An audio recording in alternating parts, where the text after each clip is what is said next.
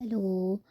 मी सावित्रीबाई ज्योतिबा फुले या मालिकेतील रिव्ह्यूमध्ये कालच्या भागात आपण बघितलं की ज्योती जी बाई पाटलांकडे मदत मागायला आली असते तिला थांबा म्हणतो.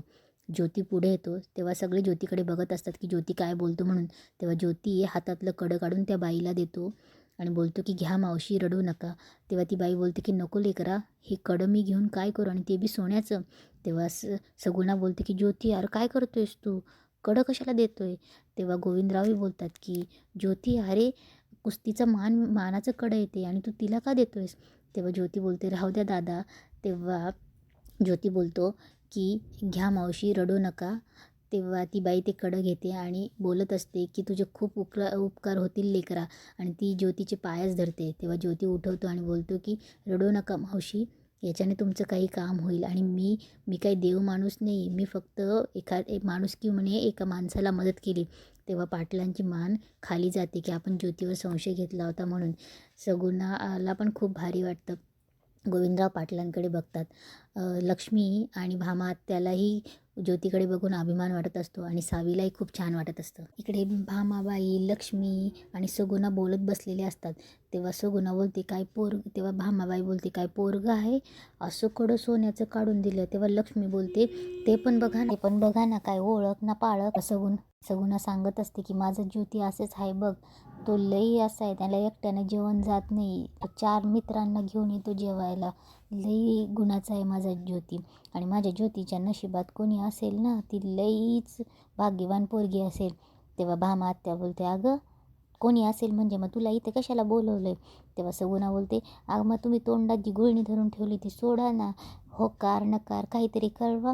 भामा आत्या बोलते बरं बरं तुझं लक्ष्मी, त्या खंडूजीला सांग ना, त्याचं असंच असतं. अगं त्याला म्हणा तोंडाची गुळणी धरून ठेवली ती बोल ना, उगाच कशाला कीर्तनाला थांबवून घेतले, जे ते बोल बाबा म्हणा घडाघडा. इकडे शास्त्री बुवा कुलकर्ण्यांना सांगत असतात त्यावर सोन्याचा कडा काढून दिला म्हणे पाटलांच्या पाहुण्याने. अहो इथे 2 सुपाऱ्या द्यायच्या असल्या तरी नाके 9 येतात. आणि म्हणे पाटलांच्या घरी जे पाहुणे आले ते पुण्याचे आहेत म्हणे. तेव्हा कुलकर्णी बोलतात काय सांगतात, मग चांगलंच आहे की.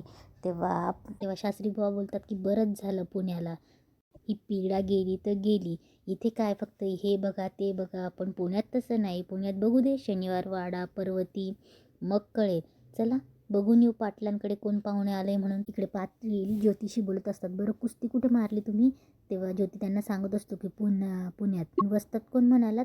तेव्हा ज्योती बोलतो लहुजी वस्तात, आणि त्यांचा लहुजी वस्तात आणि त्यांचे वडील तर किल्लेदार पुरंदर राणाजी साळवे. पण आमचा वस्तात लईच कडक, त्यांच्या आखाड्यातला कडं जिंकतो म्हणजे जिंकतोच. तेव्हा ज्योतीकडे बघून पाटील बोलतात की एवढं मेहनतीचं कडं आणि एका झटक्यात देऊन टाकलं वय. तेव्हा ज्योती बोलतो की आता माझ्या मेहनतीपेक्षा त्या बाईचा हंबरडा खूप मोठा होता, आणि आपलं काय परक काय, वेळेला सगळंच. आणि माझ्या अशा मदतीनं कोणाचे आक्रोश थांबणार असेल तर मी रोज कुस्ती मारेल आणि असं कडदान करीन. थोड्या शास्त्री बुवा येतात आणि बोलतात का अहो दान कोणाला करायचं, याचं बी एक शास्त्र असतं म्हणे. व काय पाटील. तेव्हा पाटील बोलतात होय की, या शास्त्री बुवा या. तेव्हा पाटील ज्योतीची ओळख करून देतात आणि शास्त्री बुवा आणि कुलकर्णीचीही ओळख करून देतात. तेव्हा पाटील बोलतात की आणि हे पाहुणे आमचे पुण्याचे गोविंदराव फुले, त्यांचे चिरंजीव. तेव्हा कुलकर्णी बोलतात तुमचे कौतुक बरे का, सोन्याचे कडे दान केले. तेव्हा शास्त्री बाबा बोलतात की पण हे तुमचे दान वाया गेले पाहुणे. तेव्हा शास्त्री बोलतात की कारण दान हे नेहमी सत्पात्री असावे. श्रद्धेने आणि विधीपूर्वक जर ब्राह्मणाला दान केले की त्याचे पुण्य हे नित्य आणि न ढळणारे असते, अन्यथा नाही. ज्योती बोलतो पण मी पुण्यासाठी दान केलंच नाही, नडलेल्या मावशीची मदत केली. तेव्हा शास्त्री बाबा बोलतात की ते ठीक आहे रे, पुण्य हे मिळायलाच हवे आणि त्यासाठी दान हे करायलाच हवे ब्राह्मणाला. तेव्हा ज्योती बोलतो बरं यापुढे तुम्हासनीच दान करेल मी, तुमचं घर जळालं की सांगा. तेव्हा शास्त्री बुवा थोडे थक्क होतात आणि बोलतात अरे त्यासाठी घरच कशाला जळायला पाहिजे, तू असंही दान करू शकतोस आणि पुण्य मिळवू शकतो. तेव्हा ज्योती बोलतो मी तर मिळवलंय पुण्य, आता तुम्ही बघा करा त्या हातातल्या अंगठ्या दान. तेव्हा शास्त्री बुवा बोलतात पाटील काय हुशार दिसतो पाहुणा. तेव्हा ज्योती बोलतो हो वय हुशार आहेच, मी शाळेत शिकतो. तेव्हा शास्त्री बुवा बोलतात तरी चुरू बोलतेस. तेव्हा ज्योती बोलतो अहो चुरू नाही, खरं ते बोलतोय म्या. तेव्हा शास्त्री बुवा बोलतात खरं बोलतोस तू, ठीक आहे तू आज रात्री देवळात कीर्तनाला ये, म्हणजे तुझ्या डोक्यावर जी जळमट साचली आहेत ना ती निघून जातील, मग तुझ्या डोक्यात प्रकाश पडेल प्रकाश. तेव्हा ज्योती बोलतो की मग तर जरूर यावं लागेल कीर्तनाला. तेव्हा ज्योती हात जोडून तिथून निघून जातो. पाटील बघतच राहतात त्याच्याकडे. इकडे सावी पुस्तक घेऊन उभी असते ते फाटलेलं तिचं. इकडे पाटील आलेल्या पाहुण्यांना म्हणजे गोविंदराव, सगुणा, ज्योतिरावांना कीर्तनाला घेऊन येतात. लक्ष्मी, सगुणा आणि भामा आत्या आणि सावी ही कीर्तनाला बसली असते. कीर्तन सुरू होतं. सती आणि सत्यवानाची कथा चालू होती. सावीचं लक्ष मध्ये मध्ये ज्योतीकडेच असतं. सावी ढुंकून ढुंकून गुपचूप ज्योतीकडे बघत असते आणि सगळे मंत्रमुग्ध होऊन कीर्तन ऐकत असतात. तेव्हा कीर्तनकार सांगत असं की म्हणून श्रोते हो, धर्माचरण करावे. धर्माचरण केल्याने पुण्य लाभते आणि आनंदही होतो. आता धर्माचरण करायचे म्हणजे काय करायचे तर संध्याकाळी कोणालाही मीठ देऊ नये. उंबरठ्यावर उभं राहून शिंकू नये आणि शिंकलात तर लगेच पाणी टाका. दारावर उंबरठ्यावर पाणी शिंपडा. मांजर आडवी गेली तर पुढे जाऊ नका. लगेच मागे सावरा, नाहीतर अपशकुन मानला जातो. ब्राह्मणाच्या पायाची तीर्थ प्या म्हणजे मोक्ष प्राप्ती होईल. ज्योतीला काही पटत नसतं. ज्योती उठतो आणि चालायला लागतो. तेव्हा तो कीर्तनकार सांगत असतो व्रत करा, उपवास करा. तो बोलत असतो तेव्हा त्याचं लक्ष ज्योतीकडे जातो. तेव्हा तो बोलतो ए पोरा, अरे कुठेच चालला मध्येच. तेव्हा ज्योती बोलतो मला झोप आलती, मी जातो. तेव्हा शास्त्री बाबा बोलतात अरे काय रे, अरे इथे साक्षात टेंबे बुवांचं कीर्तन चाललंय आणि तू तसाच निघालास, बैस तिथे बैस. तेव्हा ज्योती बोलतो आता खरं सांगायचं झालं तर मला झोप आलीच नाही. या बुवांची बडबड ऐकून कंटाळलो म्या. तेव्हा सगळे शॉक होतात. तेव्हा शास्त्री बाबा बोलतात शिव शिव शिव, हे एवढे आघात ज्ञान मिळते आणि तू काय म्हणालास. तेव्हा ज्योती बोलतो अहो कसलं आघात ज्ञान. तेव्हा ज्योती बोलतो ब्राह्मणांच्या पायाचं तीर्थ प्यायचं म्हणतात, मी पितो.